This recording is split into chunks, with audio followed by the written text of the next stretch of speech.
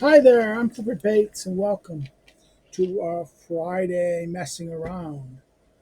Last week, there was a problem. I was sleeping almost the whole afternoon, and I missed my alarm to go do this, and I apologize for that. This is like one of those weird things. I didn't sleep the whole night before, and I was up until I was up really. I got to wee hours. I mean, really, literally until like noontime, 11, 1 o'clock, and around 2:30, 3 o'clock, I was getting ready to maybe do this, but I was like really so everything was just so blurry, being so exhausted, and I just couldn't get out of bed, couldn't get out of the apartment, real literally.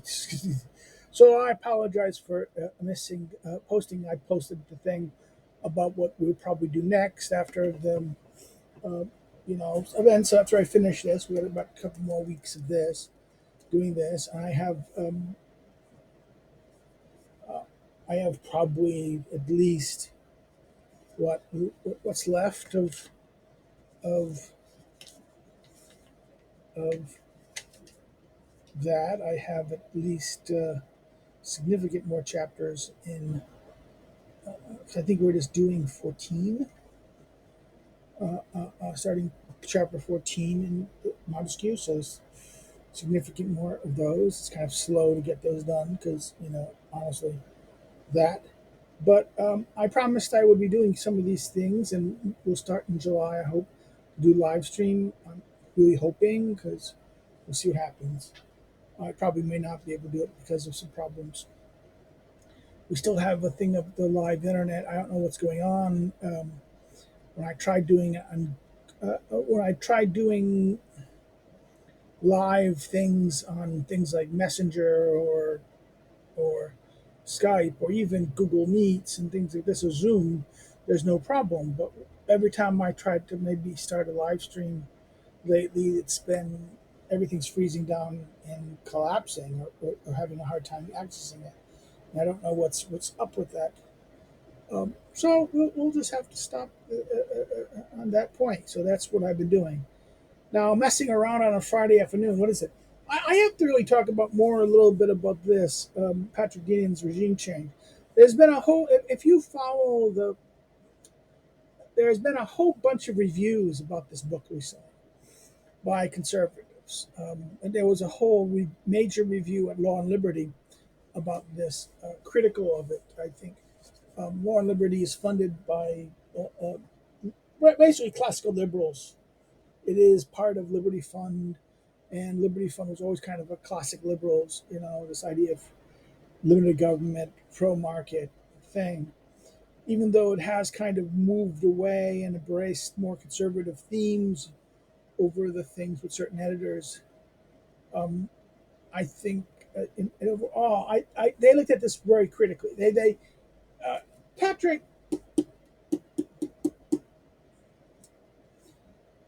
Patrick's earlier book was a bestseller, and even they were critical of it. And I'm going to be honest with you, I was too. I thought he was.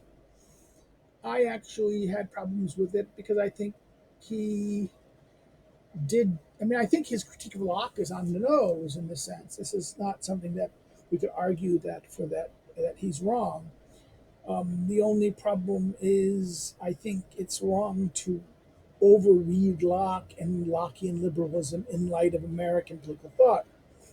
But it's often done, and this is what how it's often presented. And he didn't want to make a counter argument. Rather, he just, uh, you know, followed the stereotype. Accepted the dominant, a common view among certain people that the so-called East Coast Straussians and the Straussians that he kind of grew up with under. He was a student of Carey McWilliams, who was a liberal, progressive liberal, but who's friendly with Mansfield, and Bloom, Alan Bloom, who's kind of the good liberal, right? But there was a critique of a communitarian, right? The emphasis of communitarian, I also think there's a little bit too much Alistair McIntyre in Patrick. Here also, McIntyre, who was a Marxist originally, who was a hardcore Marxist originally, who then saw the collapsing of Marxist thought as an alternative to capitalism, and then saw, in his After Virtue and discovery of the ancient tradition, he saw this kind of Aristotelian scholastic criticism of liberalism as an alternative to it and kind of doubled down on it. Um, I've always been not sympathetic. I mean, I liked his. I mean, one could say one of my a teacher I knew, someone knew Gary Glenn, joked about it, and I said, I think he coined it right that in many ways, After Virtue is a poor man's natural right in history. Strauss's classic book about showing the trajectory of ancient natural right to modern natural right. Um, McIntyre really doesn't give us, he gives a critique of ancient natural right, a critique of modern liberalism, and then trying to show the tradition of the ancient virtue, conception of virtue. And this goes through all his work on rationalism and prudence that McIntyre did. Now, why do I mention McIntyre? I think McIntyre and Patrick Deneen are kind of similar in this sense that they argue for an Aristotelianism that is a kind of anti-capitalism. Um, Now, I've always been a little more sympathetic. I always thought this was a problematic. While I've always had kind of a sympathy towards libertarianism in a sense, not in its individualism, not in its psychology, but more in its understand that just understanding the nature of any um, that control and power cannot be absolute. So therefore, this idea that the state could control an economy always to me, I always accepted more of the kind of Hayekian critique as kind of commonsensical in the sense that would actually echo something taught by someone like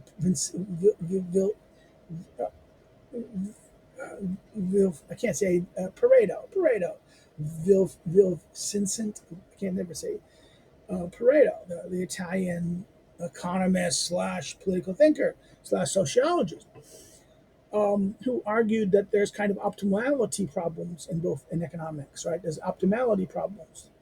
There is you can't get something always to the highest degree, and that there's also limits to things, power, and also more effectiveness of things. So I've always been kind of more friendly to a Hayek versus a Mises, even though I think I understand the Austrian schools and the idea. I agree with much of the Austrians in terms of questions of what is the source of value, the arbitrary view of value, rejecting the labor theory of value or objective value as a construct. Um, I understand that social constructs do shape economics in a great degree, and economics shape social constructs. Chicken egg problem, right? This is something, and that the so-called Mises students tended to have anarchistic tendencies to believe that there was a tendency to believe that economy could happen outside of the social or political.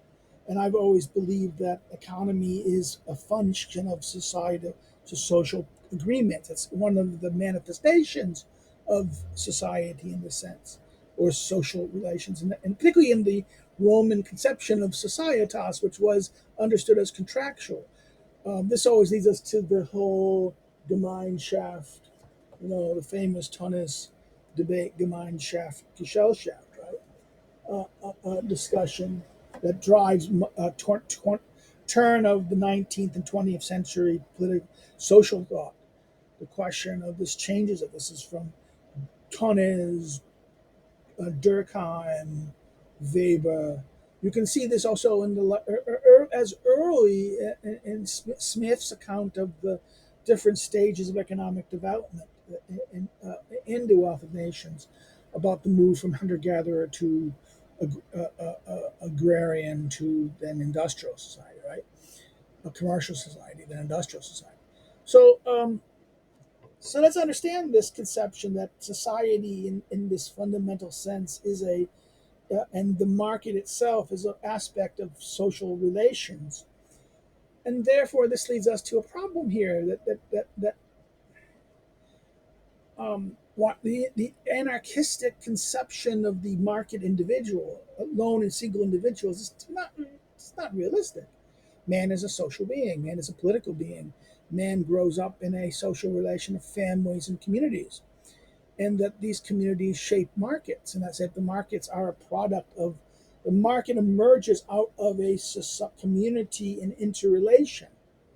It doesn't, yes, also it can help forge new relations with other communities, because this is the idea that trade creates interrelation and interdependence. That's true, but if there has to be a social structure and competing social structures by which it works. This idea that, you can get this out of this mere anarchy. Yes, theoretically, I think you could do that in a same, like, following Axelrod's classic work, The Evolution of Corporation. You could do it, and this is how Hobbes kind of explains it also in his Hobbes and Locke, both in their view of the state of nature, explains it. This is a theoretical possibility, but this ignores the human anthropological reality. So, but what does this have to do with Deneen? Well, Deneen is a really interesting fellow. Um, my friend Dan Mahoney, Dan, Mahoney and I knew each other like a long time. I was a graduate student in Illinois, Northern Illinois. I met him because of friends. His teacher at the time was Mary Nichols. He was just finishing his dissertation on Raymond Aron and getting it published through Woman Littlefield, and he's getting his job at Assumption, which he's basically had a whole career and recently became emeritus at. Dan is now kind of retired and now works for, like, writing things, doing things like paid by foundations and right wing groups.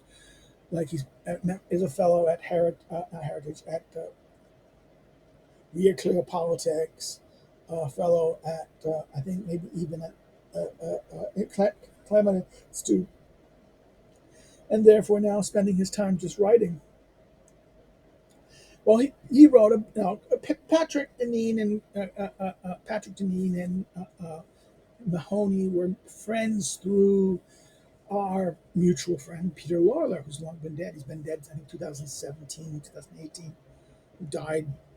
He had issues with kidneys. He was suffering dialysis, and he just, I don't know. It didn't. We just know. I just know he died. Shockingly, he was in his, I think, late 60s, mid to late 60s. He worked on Tocqueville, very, very very outstanding Tocqueville scholar, a prolific writer, and a very active internet personality. I knew Peter was a very close friend. Well, we had our differences, but he was a Catholic, much more Catholic. I'm not a Catholic. Um, we had He was a Southern Catholic in that sense, and I was a Northerner, but I was sympathetic to Southerners. I was I call it the so-called Catholic, the Straussian influence, but critical of the more agnostic Straussian, so this Catholic Straussian tradition. Peter is it was a very interesting fellow. And he coined the term postmodern conservatism, which I kind of agreed, I kind of sympathetic with, in the sense that he understood that postmodernism was a critique of modern. Postmodernism was really a kind of critique of modern rationalism, the reductionist modern rationalism that emerged Hobbes, Locke, rejecting the more of basically the classical tradition, reject particularly Aristotle. Now, I can always go on this discussion about this, what this means. What is this? That the moderns kind of we took, classical rationalism was a much broader concept, much more diverse conception of rationality, It understood rationale. There was multiple aspects of rationality, how reason could operate. What reason was basically at best discerning what was true and false, what was valid and invalid, and that there was operating at different levels of the universal, levels of things that always are, things of practice coming to being. Hence the difference between, let's say, phronesis or prudence and art, technique, craftsmanship as forms of truing versus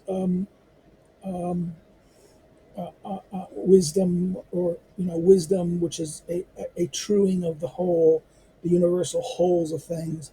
Then episteme, or science, which is a kind of deductive reasoning from first principles, arches, and the intuiting and grasping of the validity or invalidity of arches, first principles.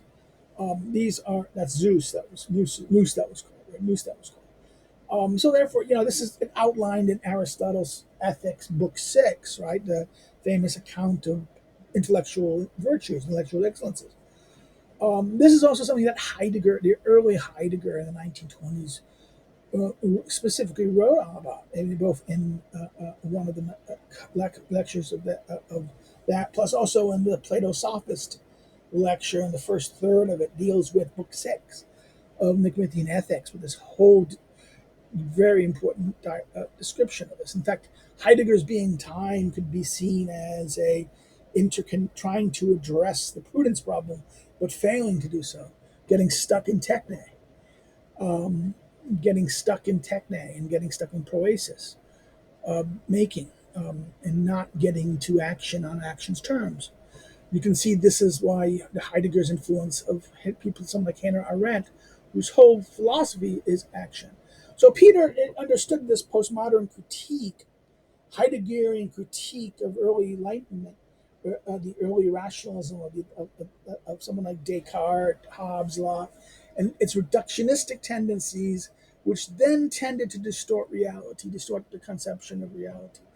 This led to someone like Burke's rejection of saying that, oh my God, you start applying abstract rationality to political things and you get tyranny. Again, that echoed by Smith to some heavy degree. Hume too. Hume. I wrote about this problem because I think Burke, Hume, and Smith thinks they accept Hume, Burke, and Smith all accept what Hobbes does to prudence. It removes it from the scope of reasoning, saying it's no longer a part of reasoning. What happens is they agree with what Hobbes, they accept what Hobbes does to prudence, but then embrace prudence contra rationality as the focus for political action.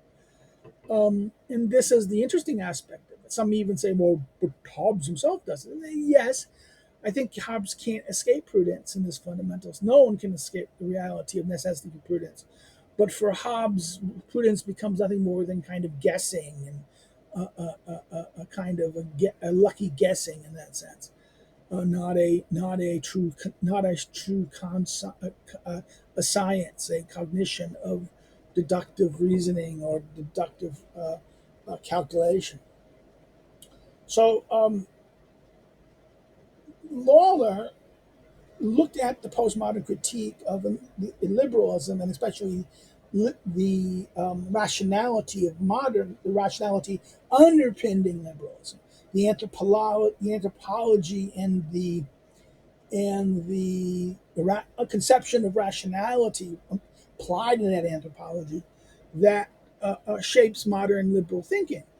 And what he saw was that there was a very powerful deconstructing the postmodern deconstruction of liberalism was a very powerful critique.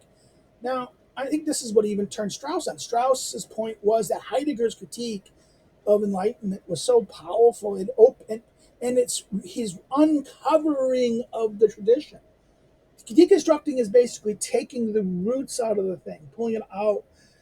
Disconstruction that Heidegger talked about was designed to look at a phenomena and try to get to see the phenomena in its roots, stripped of levels of interpretation and imposed meaning that has been posed on it by new generations interpreting it and trying to get to the the phenomena, the thing itself, the phenomena itself in its own roots. And the deconstruction, what it did was it pulled these concepts of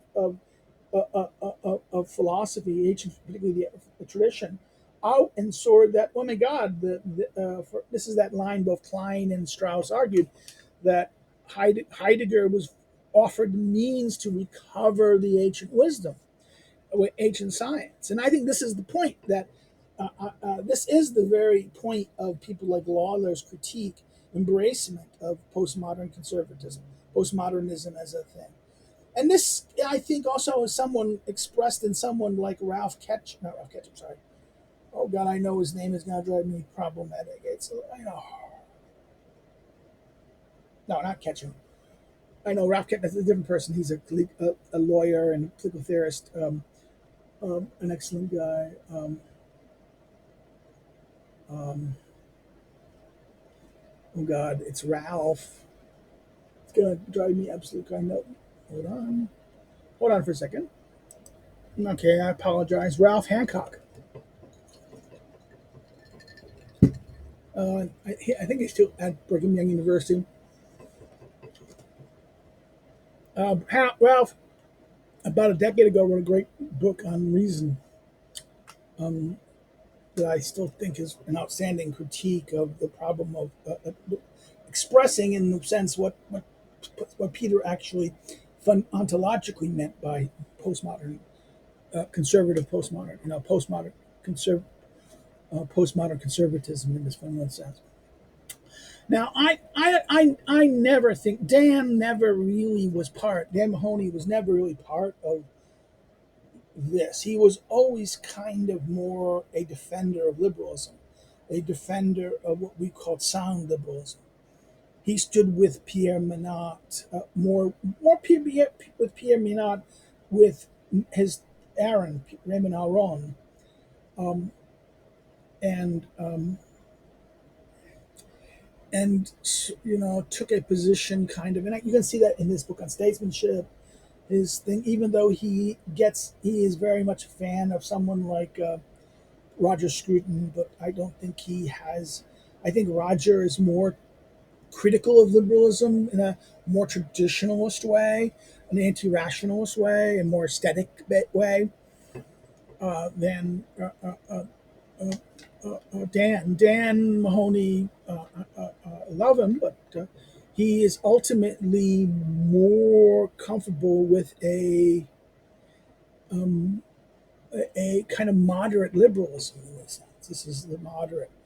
He is, and therefore, in this way, like the guy at Indiana University of Indiana, Bloomington, Indiana, University of Indiana, Bloomington, Ariel Clifford, I can never say his right. He's a Romanian, but now an American political theorist whose work on liberalism, French liberalism, and also this idea of moderation. I think now Dan is much more conservative and much more willing to critique Couture's moderatism and thinks that he's much more to the right of Couture, but still he is in this thing, and therefore but Dan Mahoney's review of Patrick Deneen's book was even. It was, I would say, it was fair, but it was still he was disappointed. He kind of thought it went too far and was too dogmatic. And my problem with Dan's position is that, sorry, Dan, the Republic is lost. Main conservatism for like 30 years, over 30 years, 40 years, kind of paid no attention to the ravaging of society and culture and universities by the left, thinking that, oh, that's not important. And eventually they have to grow out of it. The market will take care of it. Economics will take care of it. They won't be able to find a job, and that this will be a disaster, and therefore that forces of economic reality will force them to abandon that. They grow up out of it. And this was just, it was kind of a, and it was, and it says, oh, no, don't talk about those issues. Don't talk about those cultural issues. It detracts us from the. Let's talk about economic. Talk about let's the market reform, deregulation, big, cutting taxes. Conservative means fundamental position, the kind of a Ben Shapiroism kind of the party line, right? The Shapiro party line. This, oh yeah, and I think they will kind of deter to political correctness as a kind of as bring raise the issues of political correctness and these other issues, only to kind of placate voices on the right in order to kind of shut them up and to make them allies to the market reform, market, market, free market ideas, right? And not challenge it or co-opt them, and then therefore prevent authentic right conservative voices from who would be kind of maybe not so much on the absolute free market position as people like Shapiro and many other voices of the conservative right are. Now, why am I saying this? I think this is the problem with Dan in this sense. I think Dan. I want to say Dan has lost hope in the university. That's why I think even Catholic schools who used to be kind of conservative are now just as much social justice madness as the worst state university and the worst liberal arts schools in America these days. Um, in other words, the woke and the fundamental corruption of wokeness and the progressive illness that destroys society has totally taken over the universities, and that teaching is now kind of like a hell sport for anyone who doesn't follow the party line in that sense. And this is what led many conservative, even center leftists, to kind of leave, to take the money and go, right? Take the retirement money and go to finally escape the hell of what the university has become, with the scores of true zealots, young dogmatic reporters of preventing a transgression, this kind of hellscape of the academia. Now, what does this mean for that sense? You say, oh, you talk about this. Well, Dan's critique is that, and this way, Dan understands this problem, but then Dan doesn't like the language of this. Now, I can agree that there are integralist aspects of what Pat wants. I disagree with. I think are mistaken. And I kind of agree with Dan on some of his critiques of this. But the question of tone, no. The question of tone, no. Patrick here is right. This is the only reasonable position. Otherwise, it's surrender. And the idea that, we have to be appeased to our libertarian and liberal friends. We have voices of reason. Let's remain civil. No, this is a war. This is a war. They're out to destroy and kill us. You can't be civil in a war. Sorry. I'm sorry. This is something you have to realize. This is a war. This is a war that they are winning to the most part. And you're in the situation where to concede civility at this stage is actually, I mean, one would love to be in a situation where one could be. So, yes, let's say this: civility is the optimal situation. Civility is the situation where we would like to be. Peace is the good. It's not like we're embracing, this struggle for struggle's sake. That's nonsense.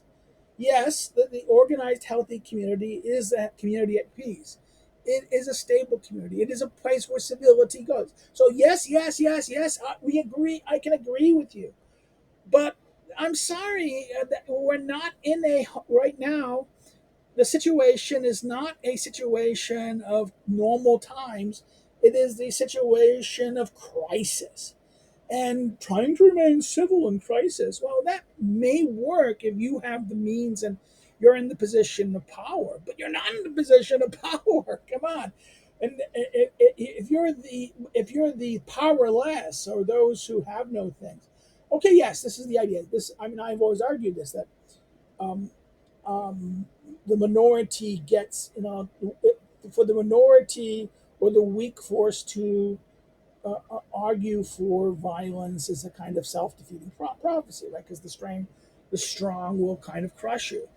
And then Mr. I would I made this argument, in the past, and therefore the weak, the people, the weaker forces should appeal to reason. But the problem with this is the forces of the progressive left don't believe in reason. They live in a two-minded world. They live in doublethink. They live in a world when they do something, when they do it, it's okay. When you do it, it's horrible. I mean, there's no reasoning with them. There's no ground upon to reason with them. And civility is surrender in their position. Civility means you accept what I tell you. Civility means you accept the trans rights. You accept these things. You have to accept these things. This is what civility with this kind of regime and mindset thinks. So this is my problem with Dan, and my problem with also many of the other conservatives who've been kind of hostile of this. Like the idea, one of them, one guy I kind of know, he was saying a guy, Richard Reich, Richard Reich, can I ever say his name? Richard Third, second, I think second, who was an editor at at Law and Liberty. He's a big fan of Kendall, right? Kendall, and he was, he very much continued the work of Peter Lawler on their interest with this weird Catholic thinker of the 19th century, or Orestes, I can't remember, Orestes Brenson or something.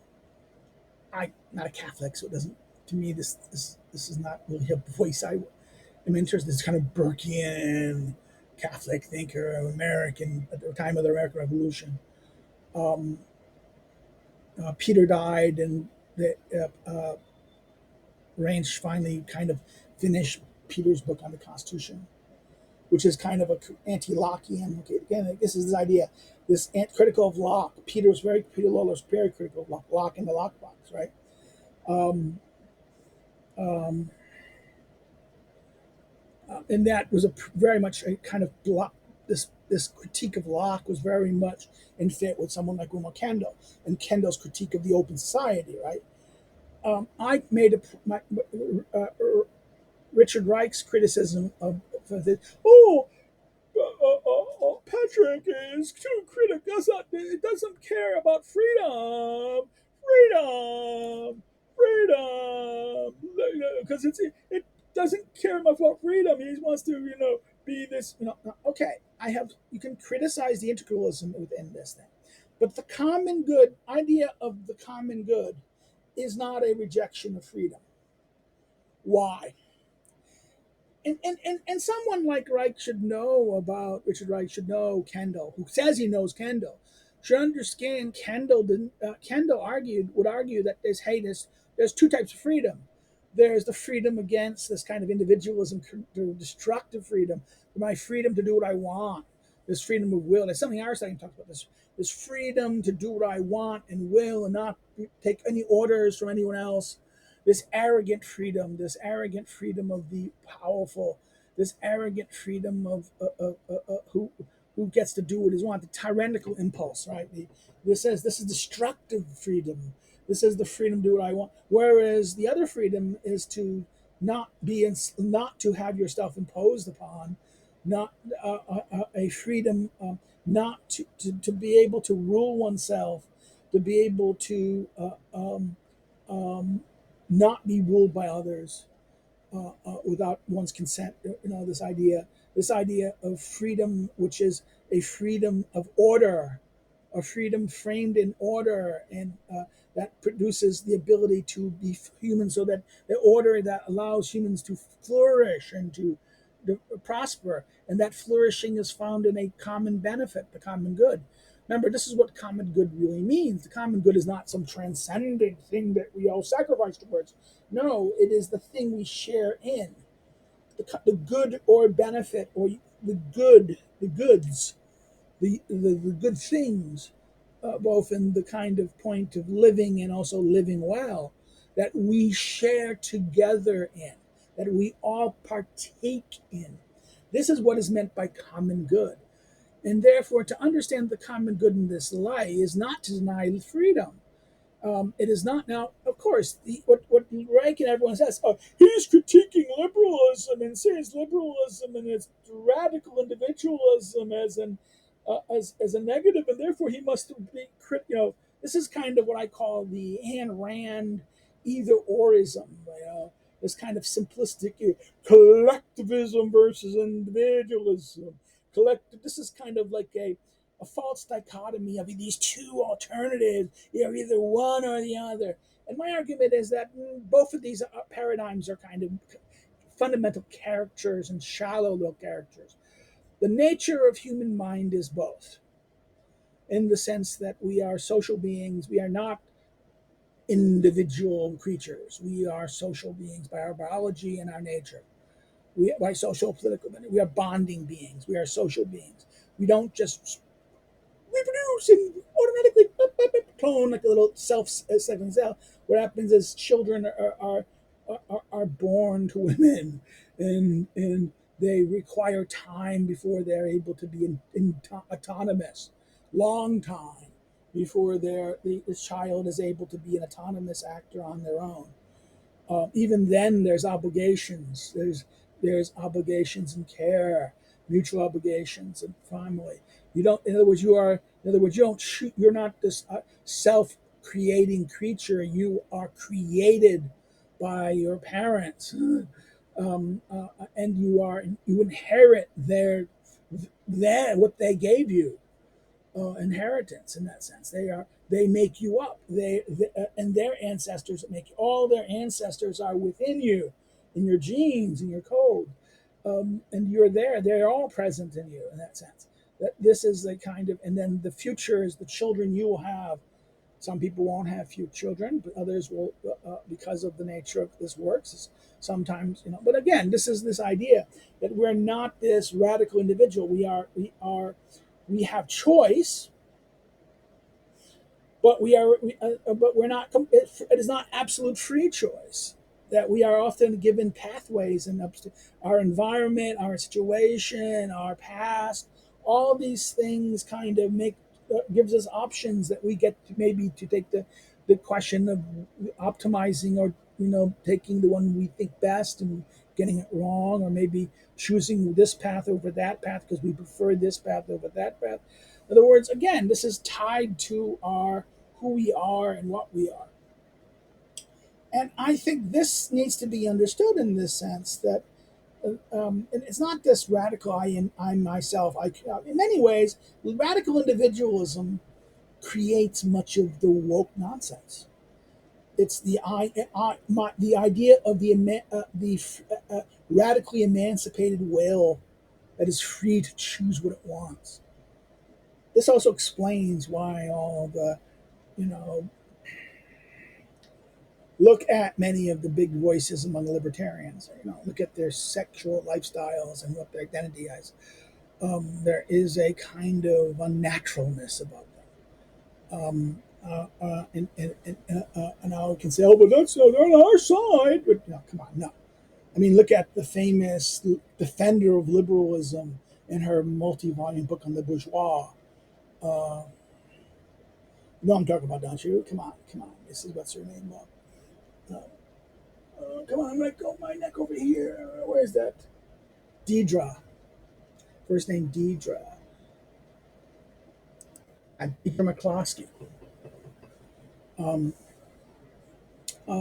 just look at the story of he becoming a she, and that has and claims that she's a Christian.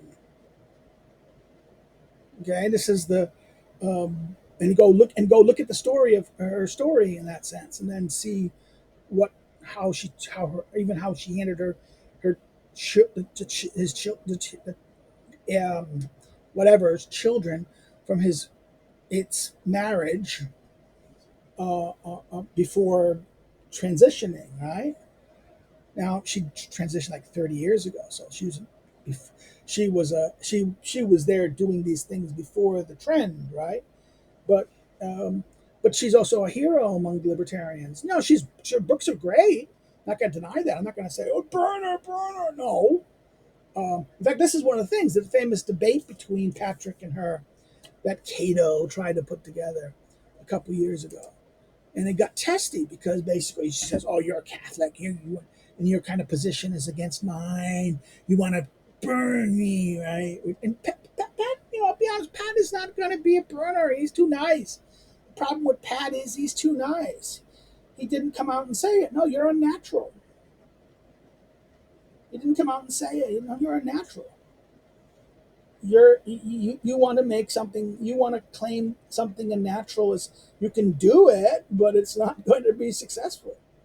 It is a it is the in fact, from a Christian point of view, it is a vanity that you've taken God's gift and you've decided to destroy it and turn it into do what you want with it. How is that being a good Christian, doing what God has committed? In other words, a sense of this. How can you say in a good conscience that you are a Christian? You want the goodies of Christianity, but you don't want the burdens of it. The burdens are you are called in certain things to do certain things. Um, and that even if you're, I'm a Calvinist, so I believe election, right? But election is a bitch. Being elected doesn't mean you're just getting it off easy. No, election means you're going to be doing the heavy work. You're going to be an agent of God's grace, and therefore this is going to be a lot of, think of poor Paul. Paul's election does not mean that he's not going to suffer. It means that he's going to be used as a tool. Look at all the concept of election. This is the whole point about Christianity. Christianity is not just it's not simply just rights and goodies. No, and actually this is the coercive understanding Christianity in that light is problematic of Christianity. It's its negative aspect of Christianity, of its kind of like destruction of older forms that legitimately need to be destroyed, but it's a replacement with one of commitment and obedience to the divine will, and following the plan that God has set forth for each one of us and the world in that sense. Now, of course, sometimes this manifests itself in particular realities, particular communities, particular structures. And God uses those communities and structures to achieve his ends. Um, but this is a different issue. Now, I mean, go back to this whole debate between, let's say, a Judah McCloskey and a Pat Deneen. Um, it is clear. Now, this, again, why am I going to be defending Pat against people like Renshaw? Because Renshaw knows that this idea that Patrick's attacking conservative. Now, this is the other thing that he's attacking American values. What are American values anymore? They're gone. They've been co-opted. This is the problem. The left has co-opted so much of what the symbols and meanings of America. The meanings and symbols, once they get co-opted and interpreted in a certain way, and they get defined a certain way. They don't mean anything anymore. They don't mean what they did mean. Free speech now doesn't mean free speech. Free speech means hate speech. Okay, you understand? This is the weird aspect of this.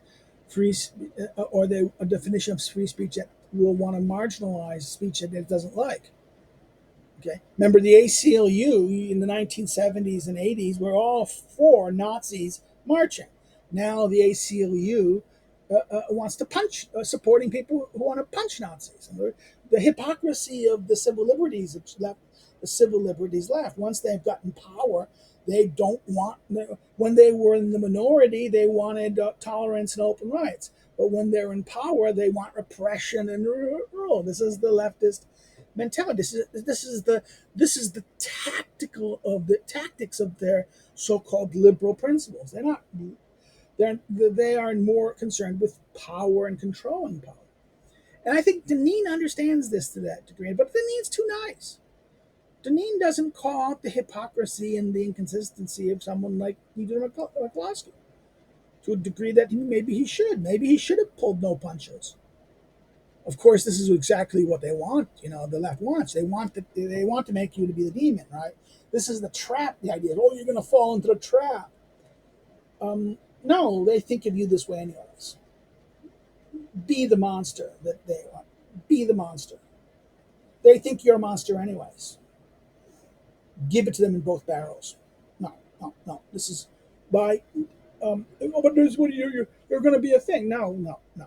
They want. Okay. Lone individuals doing things will be a disaster. Yeah, they're right on. This is Michael Anton and gang are right about that. This is not, in other words, they are trying to provoke random things. But this is a war. Oh my God! How dare you say that?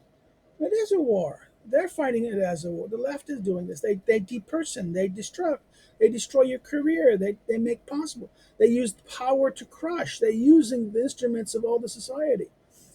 We have to use the weapons of the weak. You're using the language of the left. Yes. Okay. Yes. Use the weapons of the weak. Use the mechanisms of the weapons of the weak. And what is that? That this is, you can do it. I'm not so sure civil disobedience will work with these people on the left because I don't think they have principles. They are too, it's like civil disobedience doesn't really work on Nazis.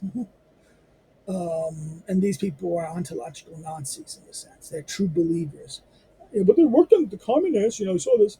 Yeah, this worked on the communists because there was an outside force throwing money at the liberals, and there's pressure on it. The problem here is where is the outside forces that's going to put pressure on it? It's not going to be China, not going to be Russia. Russia will use this for the yes, they pretend to be the voice of against woke, but this is to kind of destroy the conservative divide Western countries and divide their situations to their weak, and therefore an imperialist globalist Russia will impose its will on things. But Russia's not going to be. Russia's on the death nose of itself. It's China. China's it uses. It's tactically anti woke. What it is very pro woman. It's a racist, a power hungry structure who will look at other races and other things as subordinate and human creatures that are there to be slaves and to be utilized for the advantages of the Chinese party and the elites. So, okay, that's kind of it.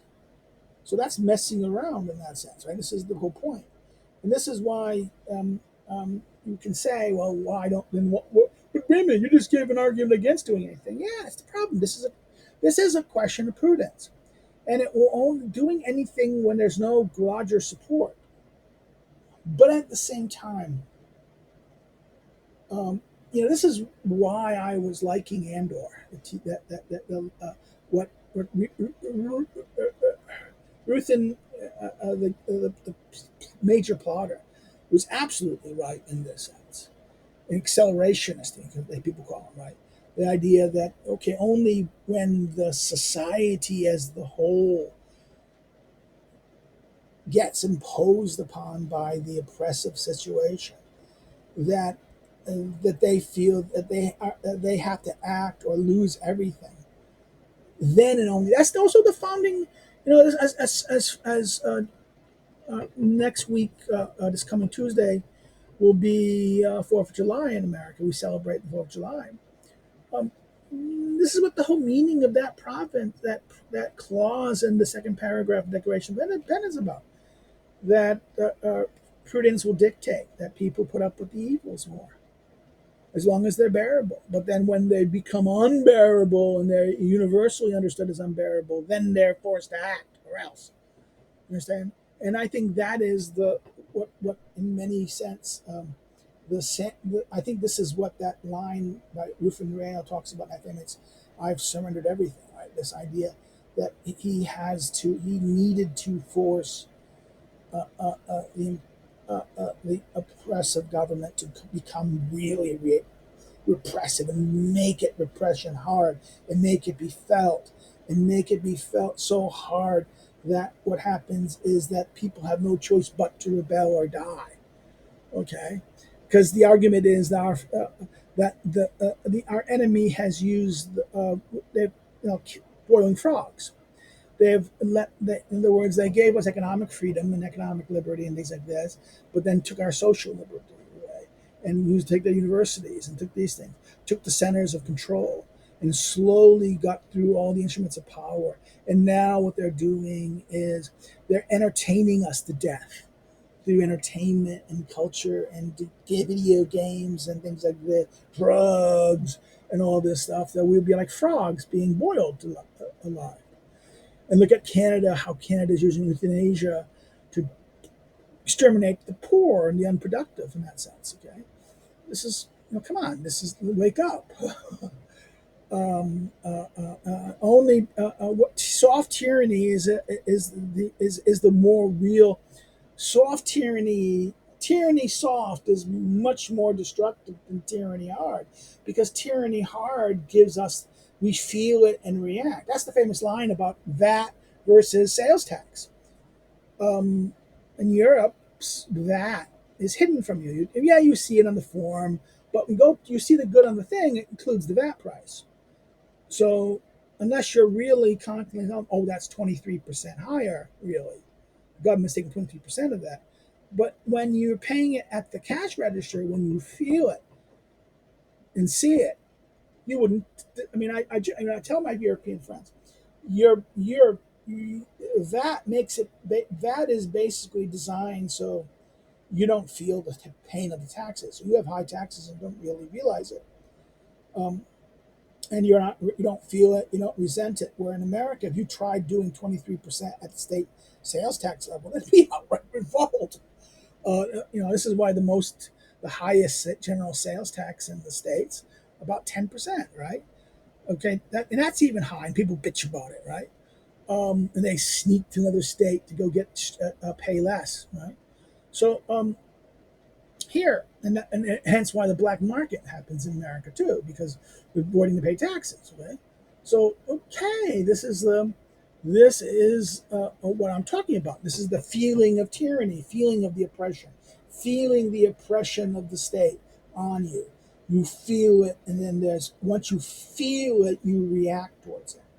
And this is the point I'm trying to make. And this is what regime change is about.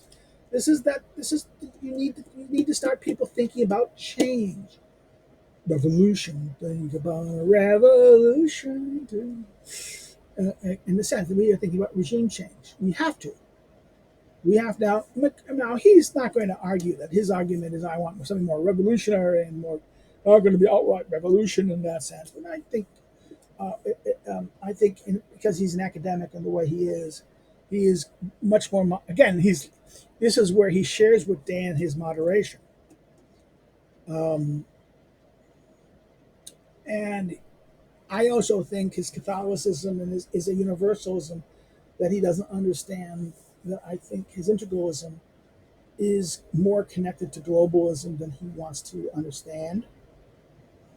His kind of Catholicism, his integralist Catholicism, is much more tied to a universalism, cosmopolitanism, than I think Patrick wants to really express or admit. But that's another debate. Well, I've been here for this long time. I went on. I talked about Patrick for this whole messing around thing. If you have any comments, people, I know someone said to me, "Why don't you do Matthew Goodwin some more?" I probably will do Matthew Good. Matthew's a good. I saw what's her name, the woman reviewer at Liberty Funds thing, did a critical review of Matthew because she thought Matthew went to Hellendale, I think, yeah, went should have maybe been a little bit more less aggressive. Again, the same thing Dan is talking about. You shouldn't be so aggressive on your point because you'll lose the audience. Okay, yeah, okay, I can see that to some degree, but no, they're not going to listen. They're not going to listen. These elites, these modern elites, aren't going to listen. You can't convince them. There's no discoursing with them. So good one is I'm going to be doing.